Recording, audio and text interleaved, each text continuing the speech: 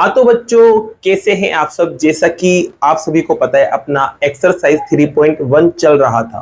3.1 में question number first complete कर चुके थे। आज स्टार्ट करने वाले हैं क्वेश्चन नंबर सेकंड को। तो क्वेश्चन नंबर सेकंड को समझने से पहले बच्चों आपको कुछ चीजों को समझना पड़ेगा। जैसे कि आपके पास दो इक्वेशंस दी होती है इस चैप्टर में, आपको जैसे कि पता है दो इक्वेशन आपके पास होती है a1x plus b1y plus c1 बराबर 0 और दूसरी होती है बच्चों a2x plus b2y plus c2 बराबर 0।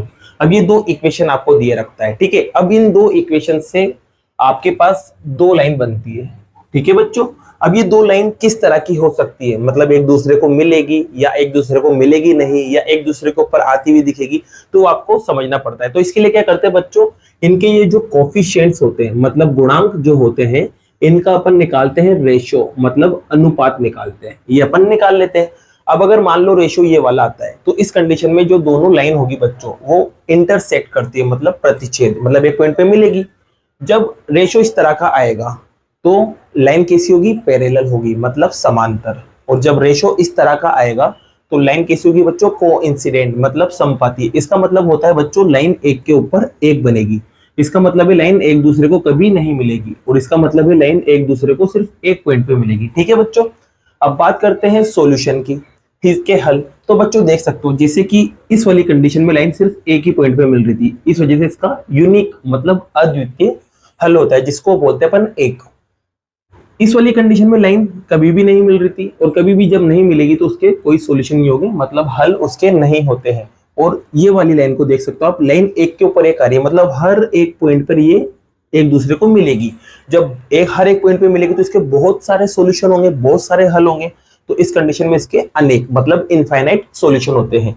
अब बच्चों एक चीज और आता है, पूछते हैं कि कंसिस्टेंट है या नहीं है, मतलब कंसिस्टेंट और इनकंसिस्टेंट, हिंदी में नाम देख सकते हो आप। तो बच्चों सीधा सा है, जब आपके सॉल्यूशन आएंगे, जिस भी इक्वेशन के सॉल्यूशन आते हैं वो कंसिस्टेंट होता है, और जिसके सॉल्यूशन नहीं आते वो कंसिस्टेंट नहीं होता। जैसे कि देख सकते हो यहाँ पर सॉल्यूशन है, हल है, तो ये कंसिस्टेंट होगा, मतलब संगत।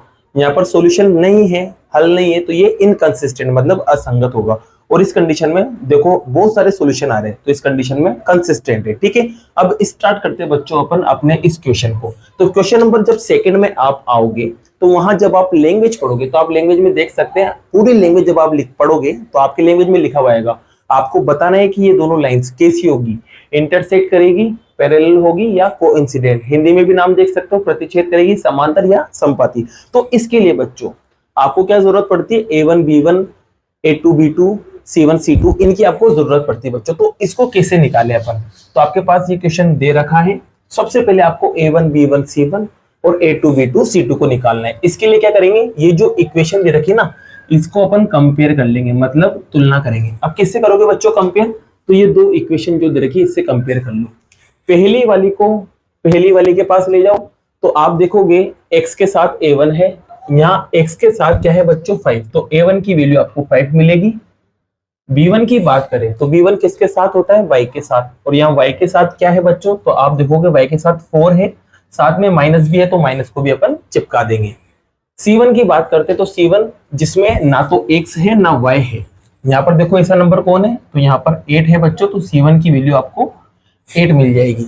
ऐसे ही आपको a2 b2 और c2 मिलेगा। a2 इसमें x के साथ वाला a2 होगा तो आपको 7 मिल चुका है। b2 क्या होगा बच्चों, y के साथ वाला तो 6 है, और c2 क्या होगा जिसमें x y नहीं होगा, तो आपको c2 भी मिल चुका है। तो a1 b1 c1 a2 b2 c2 आपको मिल चुके हैं। अब आपको करना क्या है बच्चों, रेशो निकालना है, मतलब a1 अपॉन a2 की वैल्यू निकालना है।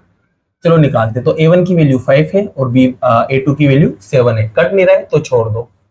फिर b1 अपॉन b2 को भी निकालते हैं बच्चों, तो b1 आपके पास माइनस का 4 है, b2 6 है।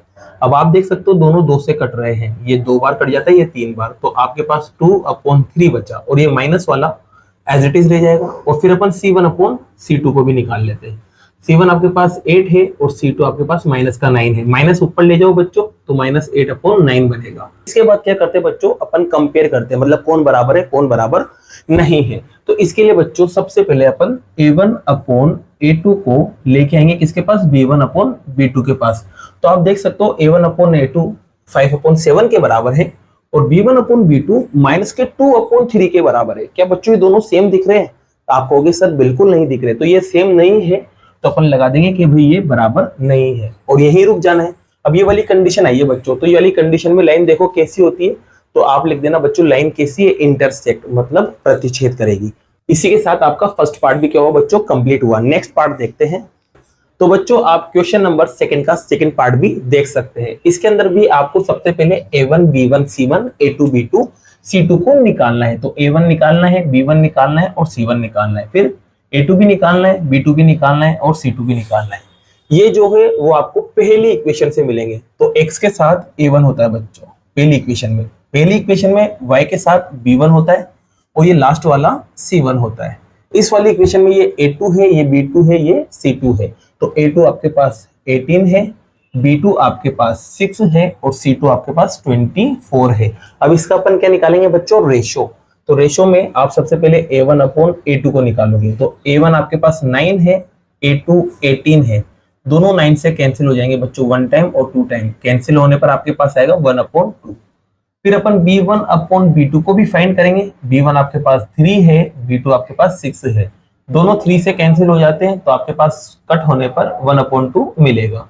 फिर c1 अपॉन c2 को आप निकालने जा रहे हैं। तो c1 आपके पास 12 है, c2 आपके पास 24 है, तो दोनों 12 से कैंसिल हो जाते हैं बच्चों। तो यहाँ पर भी 1 अपॉन 2 आपके बन जाएगा। अब अपन कंपेयर करते हैं बच्चों। सबसे पहले a1 अपॉन a2 को अपन b1 अपॉन b2 के पास ले जाएंगे। तो a1 अपॉन a2 तो कितना है, 1 अपॉन 2। b1 अपॉन b2 भी कितना है, 1 अपॉन 2। मतलब दोनों वैल्यू ये है आपस में सेम है, सेम है इसका मतलब यहाँ पर लगाएंगे इक्वल। अब ये इक्वल है तो आगे वाले को चेक करते हैं बच्चों, c1 अपॉन c2 को। तो c1 अपॉन c2 की वैल्यू भी कितनी आ रही है, 1 अपॉन 2, मतलब वो b1 अपॉन b2 के भी बराबर है। तो इसका मतलब यहाँ पर भी c1 अपॉन c2 भी क्या आ जाएगा, बराबर। तो ये वाली कंडीशन आपके बनी है और ये कंडीशन कहाँ है, यहाँ पर है। तो इस कंडीशन में लाइन कैसी होगी बच्चों, कोइंसिडेंट मतलब संपाती। तो लिख देना लाइन कोइंसिडेंट है मतलब संपाती है। और इसी के साथ आपका क्वेश्चन सेकंड पार्ट कंप्लीट हुआ। जैसा कि बच्चों आप थर्ड पार्ट भी यहाँ देख सकते हैं। इसके अंदर भी आप सबसे पहले a1 b1 c1 a2 b2 c2 को निकालते हैं। तो बच्चों a1 निकालना है, b1 निकालना है और c1 निकालना है। तो पहली इक्वेशन में जो कांस्टेंट है वो सब आपके a1 b1 c1 है। तो पहले आपके 6 मिलेगा, फिर b1 आपके माइनस का 3 मिलेगा और c1 आपके पास बच्चों क्या मिलेगा, 10 मिलेगा। और दूसरी इक्वेशन में आपको क्या मिलेंगे, a2 मिलेंगे, b2 मिलेंगे और c2 मिलेंगे। तो a2 आपके पास क्या है बच्चों, 2 है, b2 आपके पास, अब देखो यहाँ कुछ भी नंबर नहीं दिख रहा है। जब कुछ भी नंबर नहीं होता तो वहां क्या होता है बच्चों, 1, और साथ में क्या है माइनस, तो माइनस भी लगा देंगे। और c2 आप देख सकते हो क्या है, 9 है। अब इनका रेशो निकालते हैं।